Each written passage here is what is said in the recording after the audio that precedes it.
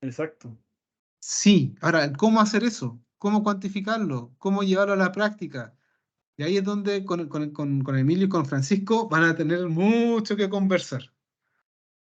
Porque también esto se puede dar en la etapa comercial, en la etapa de arranque, en la etapa de ejecución, en la etapa de cierre. También hay toda una Claro. orgánica detrás de todo esto. Entonces, ¿cómo enfrentar todos estos problemas que se dan en la ejecución de los proyectos? Para eso estamos. Bueno,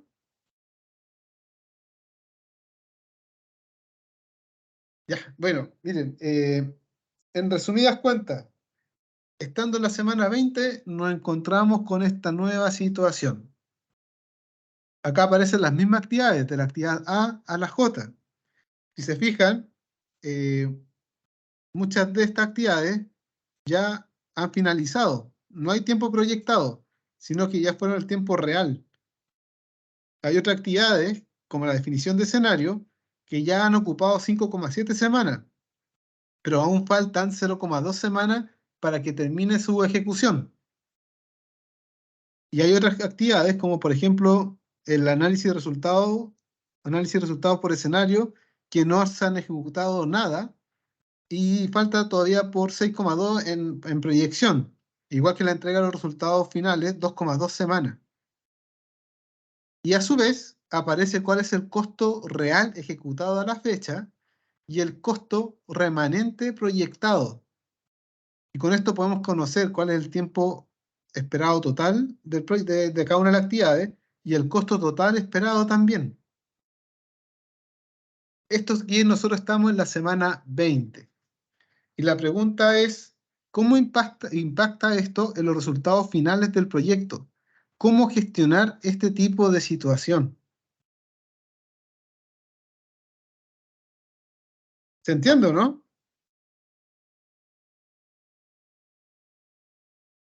Profe, ahí en la tabla no, a ver, porque ahí donde dice tiempo esperado y el tiempo proyectado, ¿no debería ser como que lo mismo? El tiempo esperado es la suma del tiempo real. Por ejemplo, aquí son 14 más 0, los 14,3. Aquí, en cambio, son 5,7 y 0,2. Ya se ha ejecutado durante 5,7 semanas y se esperan 0,2 semanas de ejecución más. Entonces, por eso el tiempo total esperado es de 5,9. Pero ¿y el tiempo, cómo se le llama el tiempo que ustedes en un inicio dijeron que eso era el tiempo que se iba a demorar el Eso tiempo está acá. proyectado, tiempo Era el esperado? tiempo esperado en la semana 0. Ah, ya, ya, ya. Mira, y fíjense la diferencia, aunque eso yo creo que es mejor verlo en el Excel. Eh, Acá, por ejemplo, pensábamos que nos íbamos a demorar, esta fue una de nuestros dolores de cabeza. Pensábamos que nos íbamos a demorar 5,17 semanas y que el costo iba a ser de 5 millones. Fíjense lo que pasa o pasó. Nos demoramos 14,3 semanas y el costo de 12 millones y medio. O sea, de 5,17 semanas y 5 millones, pasamos a 14, o sea, prácticamente el triple, y de un costo de bastante más del doble, 2,5 veces. ¿Ganaron algo? Veamos. Hay que analizar la nueva situación. Y justamente esa es la pregunta del caso. Acá estamos. ¿Cómo impacta esto en los resultados finales del proyecto y cómo gestionar este tipo de situación? Primero, ¿cuál es el nuevo resultado del proyecto? Ojo, estamos en la semana 20. La pregunta es, ¿cuánto tiempo más requiere el proyecto? ¿Cómo lo harían ustedes?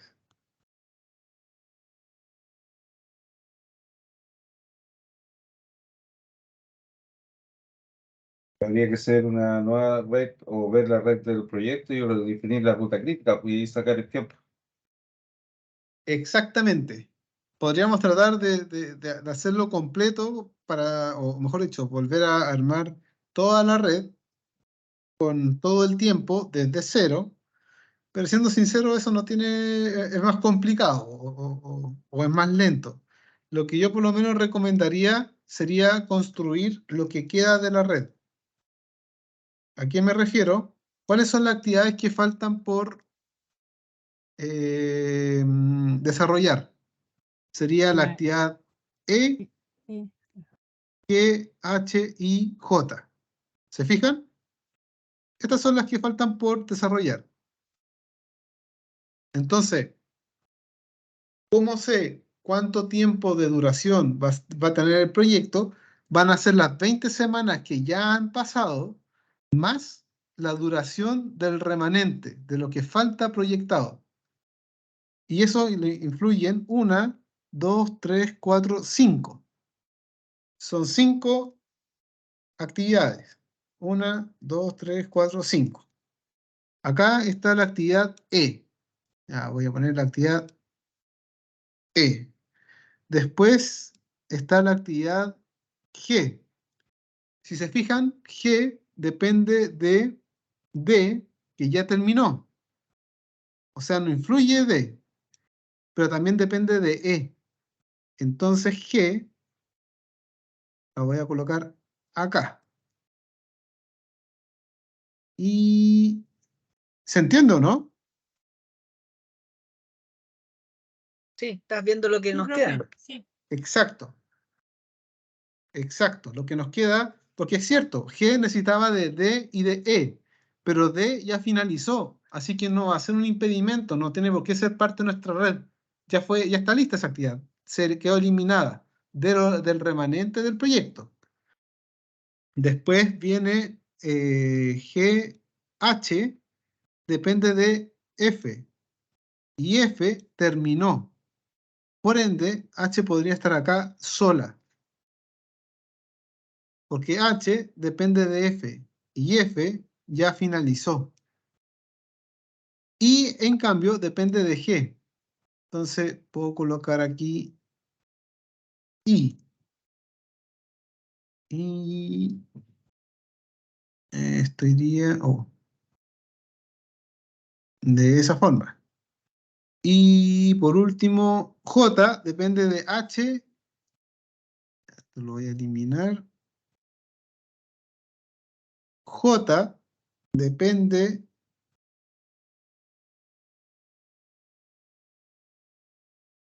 de H y de I.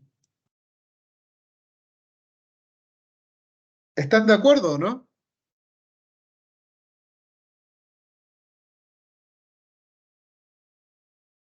¿Sí o no? Sí, profe. Sí, sí, sí. De repente me siento un poco solo. Estamos con usted, profe. Muchas gracias, muchas gracias. Y 31 Entonces, participantes. Disculpe, profe, ¿le puedo hacer una consulta? dime. ¿Por qué E depende de G? No estoy ubicando esa parte. O sea, G depende de E. Si te fijas, Sí. G depende de D y de E. Ujú. Pero D ya finalizó, porque no tiene tiempo proyectado. Eso quiere Ok. decir que llega una actividad finalizada. Ujú. Entonces, como finalizó, no tengo por qué incorporarla dentro de lo que queda del proyecto, de las actividades por realizar. Por eso Ok. G depende solamente de E, De... porque E sí tiene un tiempo de 0,2. Ah, ok, ahí sí entendí. Gracias. De nada. Entonces ahora necesitamos de nuevo, voy a copiar esto nomás, lo pego acá, las rutas del proyecto. ¿Cuántas rutas hay? 2. 2. Sí es. 2 rutas. E, G, I, J y la H, J. La duración sería la de E más G más I más J. Y acá la duración sería H más J. Es decir, que la ruta crítica de lo que falta por hacer, ojo, de lo que falta por hacer del proyecto, porque estamos en la semana 20, está marcada por esa ruta y son 11,31 semanas más. Por ende, ¿cuál va a ser finalmente, según mi actual proyección, la duración del proyecto? 31,1 semanas. 31. Así es. Sería las 20 más, lo voy a poner en estricto rigor, las duraciones máximas de las rutas que quedan. Esa va a ser mi nueva duración del proyecto. ¿Y cómo estaríamos entonces ahora, considerando toda esta información? Voy a llegar y copiar para ganar tiempo. Primero, los ingresos van a seguir siendo los 75 millones. No hemos logrado que el cliente diga, ya, sí, tienen razón, vamos a pagarles más. Las pinzas. Gastos generales siguen siendo 750.000 pesos por semana, independiente de todos los problemas que han ocurrido. Los costos por ejecución van a ser ahora la suma de los costos totales, tanto de lo real ejecutado como del remanente proyectado. Esa va a ser la suma. Fíjense, son 48 millones. ¿Cuánto era originalmente? 36. O sea, 12 millones de pesos de diferencia por mayor costo de ejecución. Ay, aquí ya me empiezo a acordar y me empieza a dar dolor. Siento el dolor. Gastos generales. Va a ser la duración total por los 750. 23 millones. Eso da un costo total de 71 millones. Los ingresos son 75, el beneficio y los márgenes. Pongamos acá al ladito situación inicial. Va a ser igual a eso. Para que los podamos comparar fácilmente. ¿Qué pasó con los costos? De costo de ejecución directo. A la vez. Aumentaron harto, ¿no? Sí. ¿Qué pasó con los también con los gastos generales? También aumentaron. No tanto como los costos en sí, pero aún así fueron un factor que dolió. Y de esa forma nos comimos prácticamente todo el margen. De 20 millones pasamos a 3 millones. Si lo hubiéramos sabido, a lo mejor hubiéramos ido al banco. ¿O no? Por esas Pero ahí tasas. también, ¿Cómo? si hubieran, en el periodo de licitación, si hubieran tenido alguien que quizás hubiera tenido conocimiento de cómo necesita la información y lo hubiera pedido, o hubieran sabido que hubo una parte que fue muy difícil de hacer, muy costosa, se hubieran dado cuenta que había mucho riesgo ahí. Completamente de acuerdo. Completamente de acuerdo con lo que tú mencionas. Ahora bien, ¿ustedes se han dado cuenta los problemas o las discusiones que surgen entre quienes planifican y quienes ejecutan? Las peleas que hay ahí.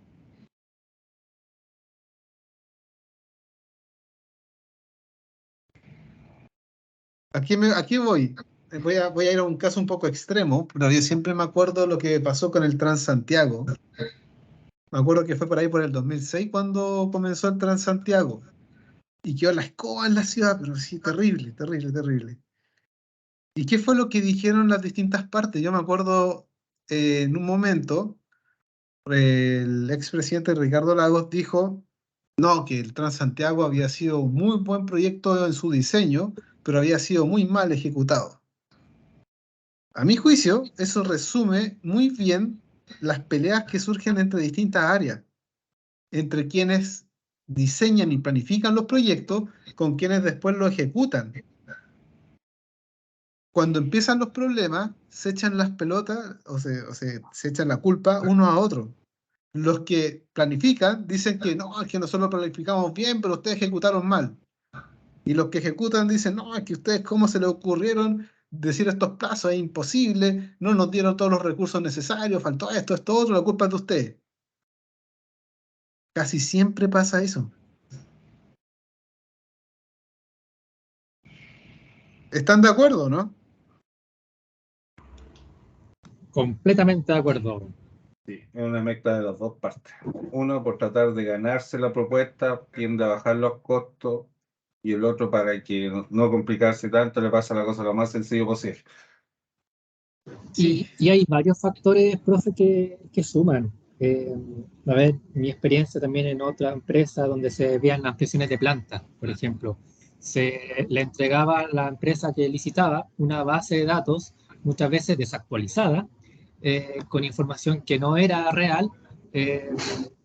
Por lo tanto, si la empresa trabajaba con lo mejor que tenía, con la información que tenía, pero esta información ya venía obsoleta quizás 5 años, no tenía por ejemplo, las capacidades. Estoy hablando mundo sanitario, la empresa de planta de agua servida, se le entregaba a la empresa una base de cálculo y que proyectara una vida útil de 10 años, terminar el proyecto.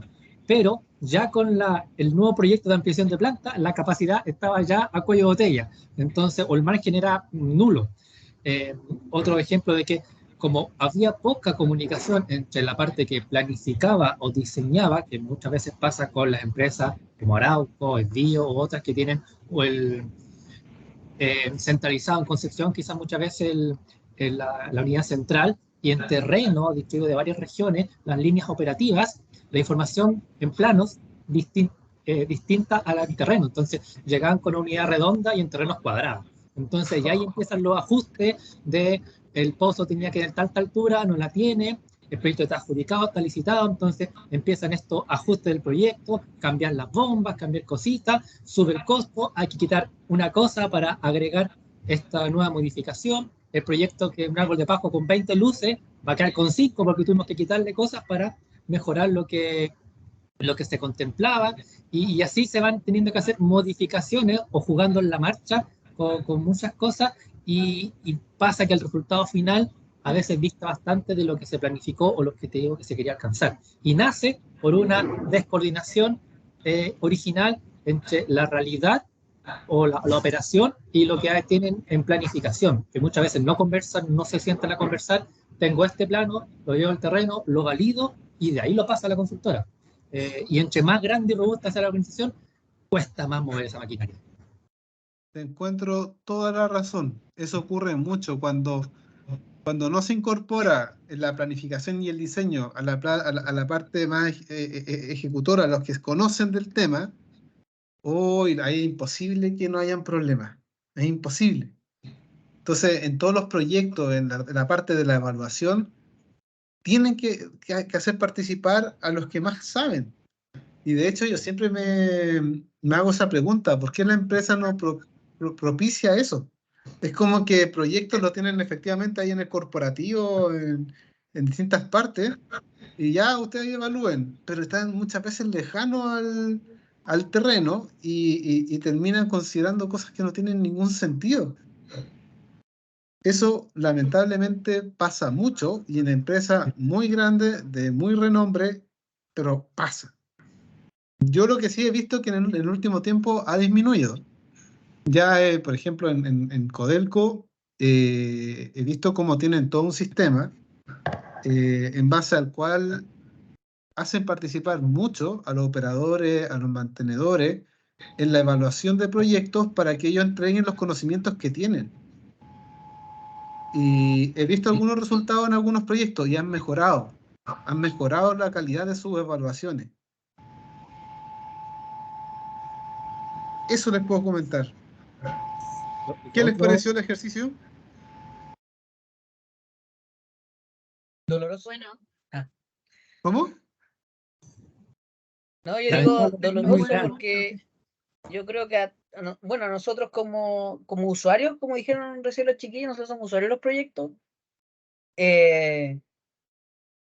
a todos nos apremia el tiempo o que se entregue de forma correcta. Y te das cuenta en el camino que cuando te entregaron un proyecto había ciertos equipos que no funcionan como uno quería, que tienes que volver a entregar las líneas o algo por el estilo. Nosotros no vemos esta cuestión de los costos como la persona que ejecuta el proyecto. Nosotros lo vemos más como las pérdidas o lo que tenemos que ir incorporando para que el proyecto finalmente se ejecute. Así que el dolor ahí igual pasa al que lo está recibiendo. Exacto. Tienes toda la razón. Porque de hecho, cuando los proyectos no funcionan bien, quien suele ser más damnificado en realidad es el mandante. A mí un poco me da curiosidad esa postura que tienen los mandantes, muchas veces, no siempre, de querer como sacarle el jugo a los, y no toda la empresa, pero querer como sacarle el jugo a los contratistas o quienes contratan los servicios, pero no se dan cuenta que quien más pierde es el mismo mandante si es que el proyecto no termina en los plazos y en las condiciones que necesita, porque es mucho más lo que se pierde por el servicio que deja de recibir o el proyecto que deja o que deja de ejecutarse cuando se necesita, es mucho más lo que ellos pierden con eso que el costo directo por pagarle el presupuesto. Es mucho más lo que se pierde por dejar de producir que por el costo mismo de pagarle al contratista. Ahí es donde duele mucho más. Y como que muchas veces no se tiene conciencia de eso. No sé si estarán de acuerdo con lo que digo.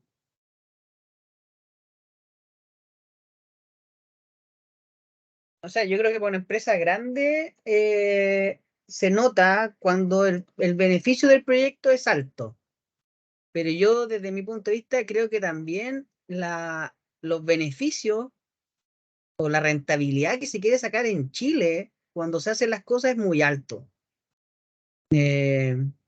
Tratar de sacar proyectos que tengan una rentabilidad del 30%, 20 o 15%, siendo que por lo menos lo que yo he escuchado, ¿ah? En otro diplomado que vi, que Estados Unidos a veces trabaja con proyectos que les puedan rentabilizar alrededor del 7%, porque es tratar de seguir avanzando, po, no solamente quedarse con mucha plata. Entonces, yo creo que ahí hay dos cosas, po. Obviamente ver quién está dispuesto a pagar porque lo que estás perdiendo o el beneficio que te da ese proyecto.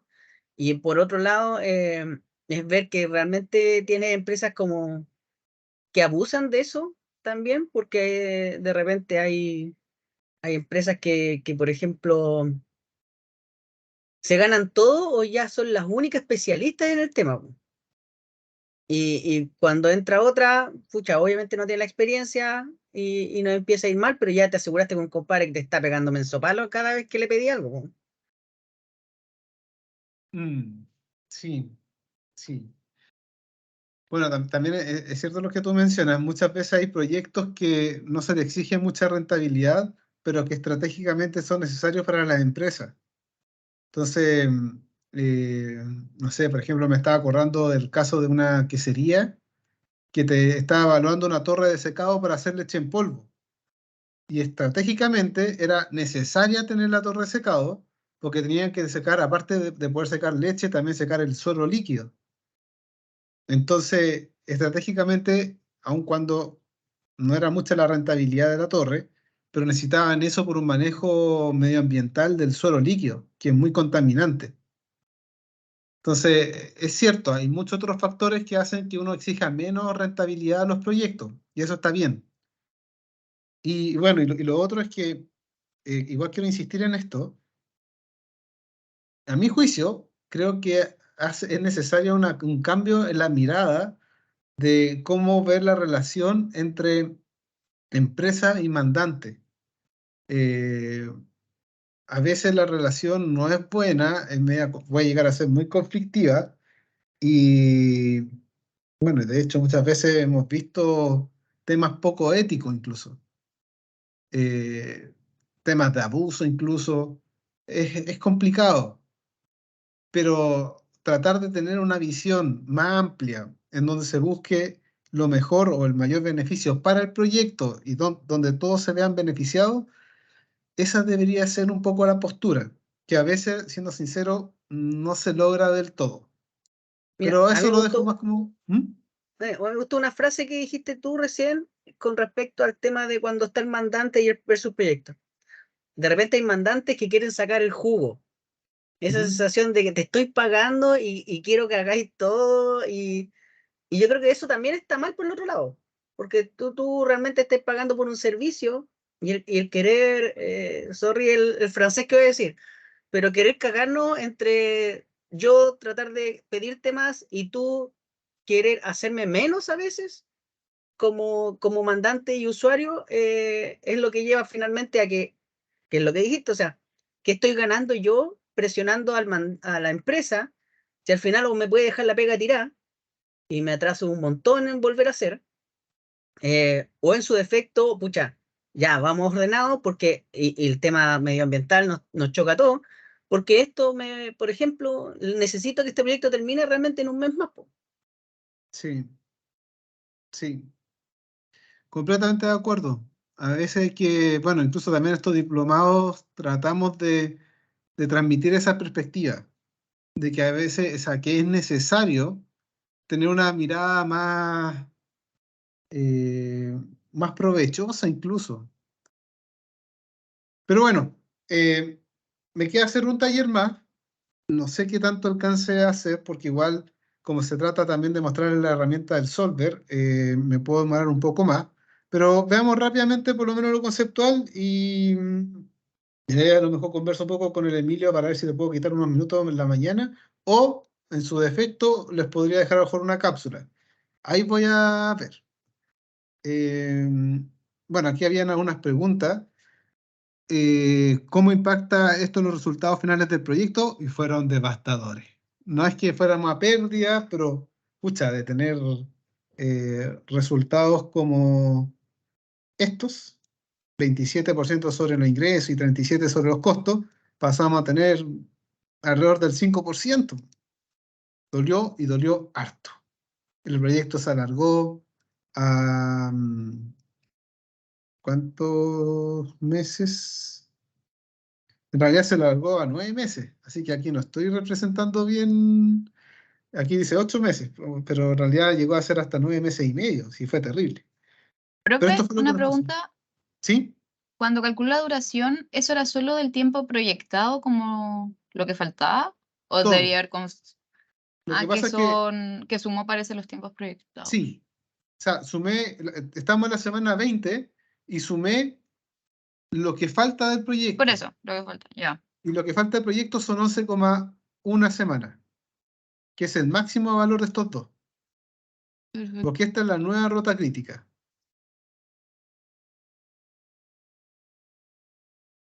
Eso. Tomás, ¿Sí? Tomás, después nos podría enviar el libro Excel para tenerlo porque yo estoy trabajando también y estoy un poquito desconcentrado por el teléfono, el radio. Sí. Por favor, para tener, y ahí Ningún problema. vamos viendo más o Sí. menos dónde saca los cálculos.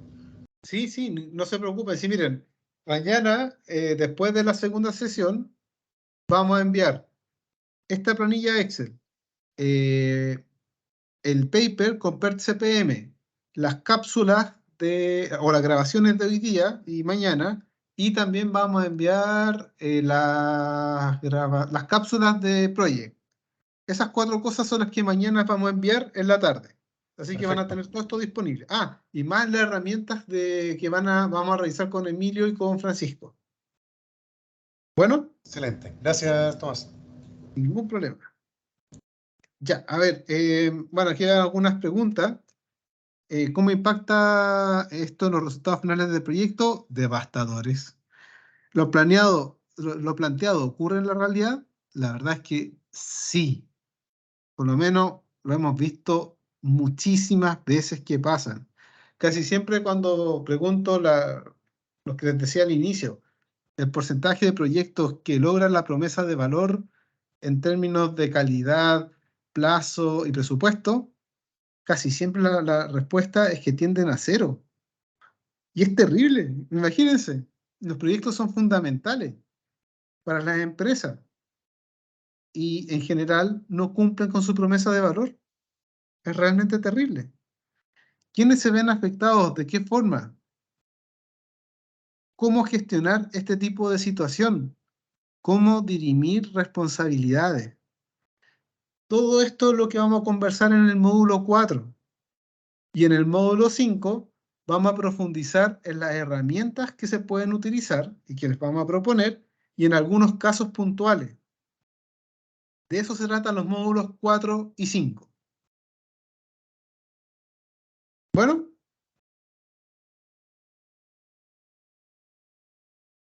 Ya, me quedan solamente 12 minutos, así que voy a plantear lo último. Consideraciones de intercambio tiempo-costo.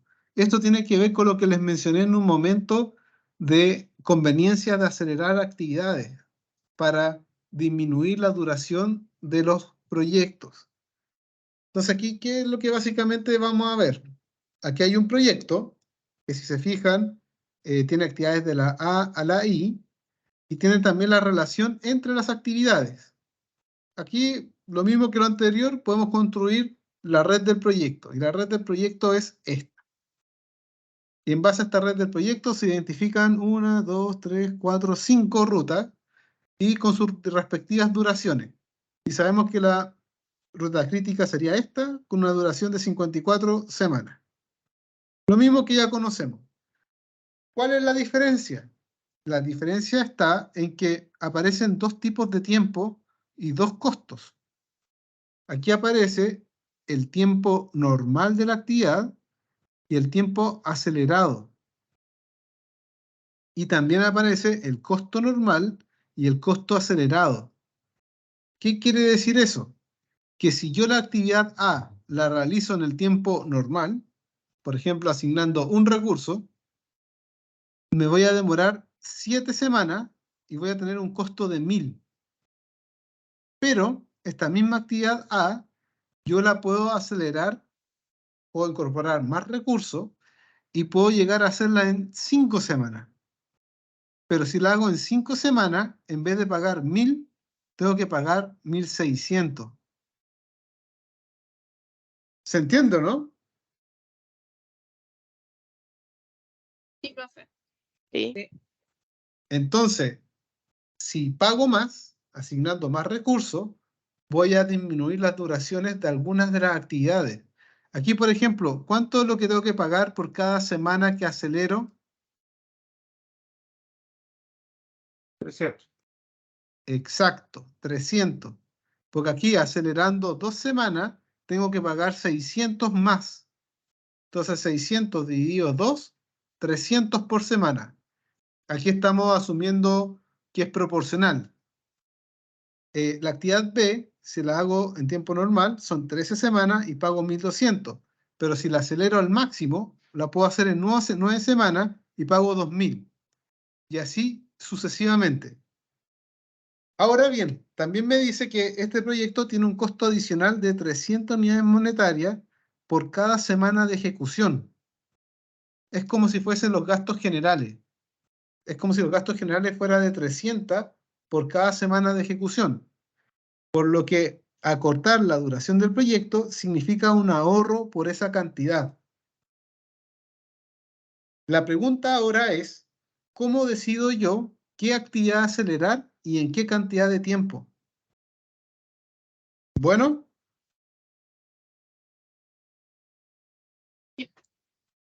¿cómo lo vamos a hacer? Aquí está el proyecto. Acá están las actividades, la relación entre ellas y los distintos costos.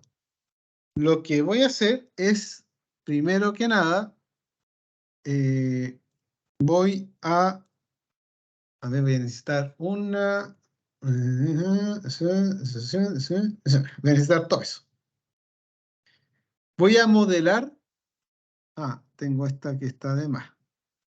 Voy a modelar mi proyecto. ¿En qué sentido? Tengo las actividades de la A a la I. Y yo lo que necesito es un modelo que me defina cuál es la duración del proyecto considerando que puedo acelerar las actividades.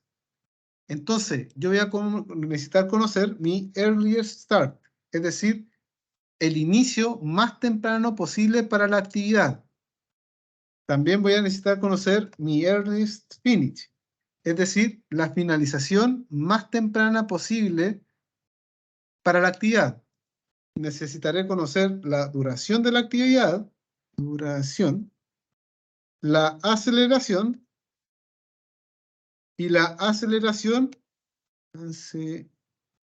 máxima. ¿A qué me refiero con todo esto?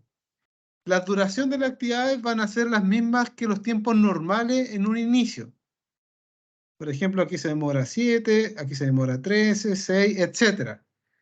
En un principio, no voy a acelerar ninguna actividad, porque en un inicio entonces, todas las aceleraciones van a ser igual a 0. ¿Se fijaron lo que hice o no? Este es un tips para Excel. Ustedes pueden seleccionar varias celdas, por ejemplo con el control, y pueden escribir algo en una de ellas. Por ejemplo, hola. Y si colocan control enter, aparece eso en todas las seleccionadas. ¿Lo sabían o no? No, esa no me la sabía.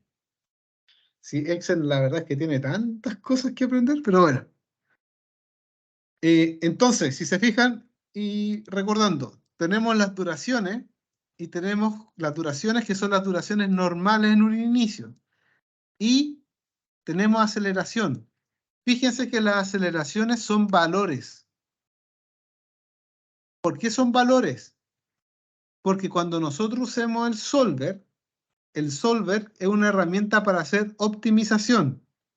Y el solver lo que va a definir es el valor que van a tener estas celdas para cumplir un determinado objetivo de optimización.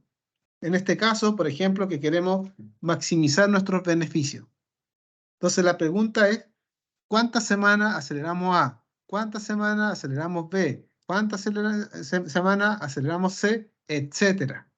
Esa va a ser la pregunta que el solver va a tener que resolver. Bueno.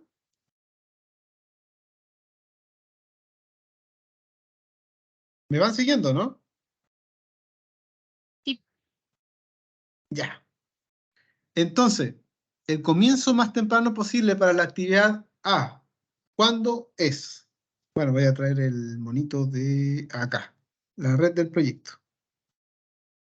Tenemos que esa es la red del proyecto. ¿Cuál es el tiempo más temprano posible que puede comenzar la actividad A? 0. 0. Muy bien. ¿Cuál es la finalización más temprana posible para A, pero dejándolo en términos paramétricos? Es decir, que dependa de las otras celdas del Excel.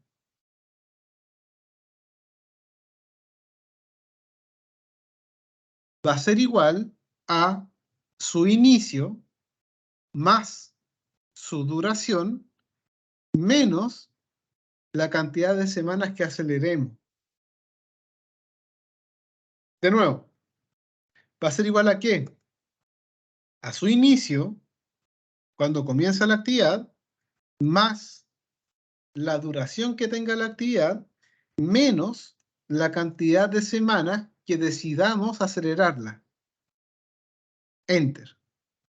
Si decidimos que la aceleración es 0, entonces esta actividad va a finalizar en forma más temprana posible a la semana 7. Pero si la aceleramos en una semana, estamos terminando en la semana 5. Si la aceleramos 2 semanas, la aceleramos y podemos finalizar en la semana 5. ¿Se fijan? Y por otro lado, ¿cuál es la aceleración máxima? ¿Cuánto es lo máximo que podemos acelerar cada actividad? Lo máximo va a ser la diferencia entre el tiempo normal y el tiempo acelerado. Aquí son 2 semanas. 4, 0, 4, 5, 2, 1, 3, 3. Esto es lo máximo que podemos acelerar cada actividad. ¿Y por qué es importante? Porque va a ser una restricción al momento de hacer nuestro modelo de optimización. La aceleración tiene que ser menor o igual a la aceleración máxima. ¿Se entiende? Sí. Después, ¿cuándo puede comenzar la actividad B? Dejándolo en forma parametrizada.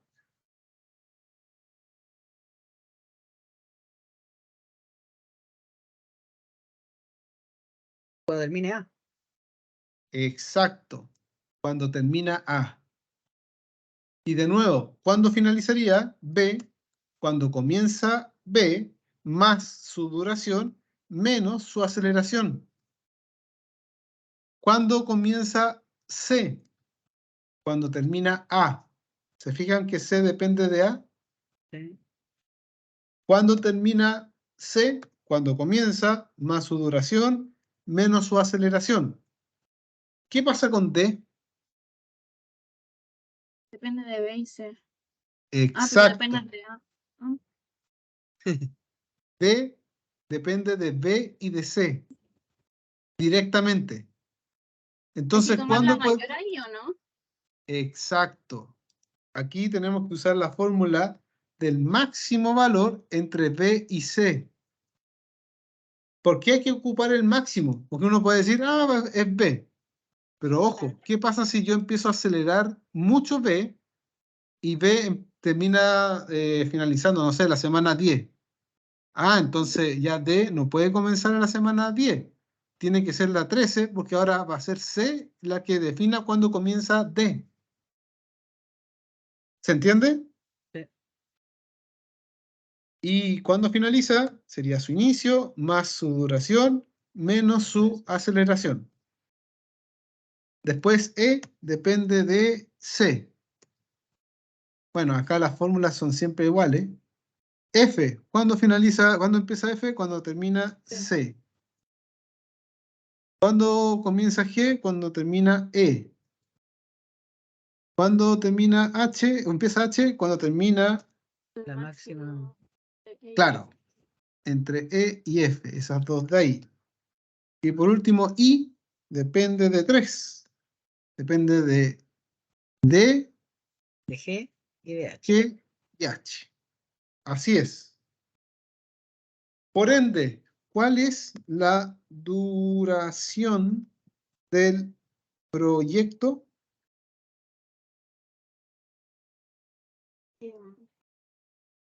54. 54, sí.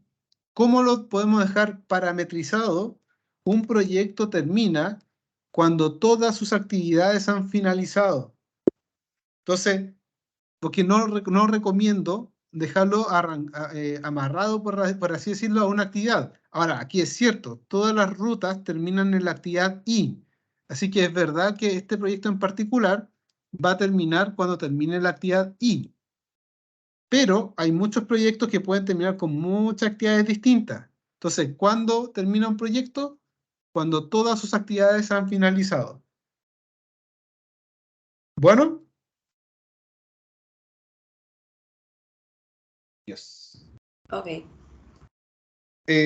a ver, miren, ya es la hora. Sí. Voy a conversar con Emilio para ver cómo lo hacemos. A ver si mañana en la mañana le quito un poco de tiempo o si lo dejo como una cápsula. Sea como sea, ahí les voy a estar comentando, que la verdad es que encima yo sé que tienen otras responsabilidades y están en algunos en el trabajo, así que es más complicado. Así que si les parece, dejamos hasta acá la clase del día de hoy. Sí. Muchas gracias, Y- Tomás. Ya, y para tener una retroalimentación, ¿cómo ha ido todo? ¿Ha sido muy pesado? ¿Ha sido bien llevadero? Cuéntenme, para tenerlo en cuenta. Dinámico, así ir guiándose con ejemplos. Oh, sorry, interrumpí a alguien. Ir guiándose así con el Excel ha ayudado harto a entender la idea, poder ejecutar lo que sé yo. Ya, perfecto. Entonces seguimos con esta misma dinámica mañana. Yo creo que ha sido bastante claro. Bien entretenido. ¿Ya? La pasó Perfecto. rápido. Y lo bueno Ah. es que pusiste un ejemplo real que te sucedió, entonces yo creo que a todos también nos ayuda a saber un poco más. Ya, perfecto. Vamos a seguir entonces con la misma dinámica mañana. Bueno, o les dejo como la cápsula. Ahí voy a ver porque va a depender de cómo estemos con los tiempos. Pero me voy tranquilo entonces con que estén aprendiendo algo nuevo que les interesa. Así es.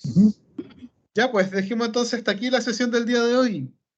Gracias, Muchísimas gracias por su asistencia y participación.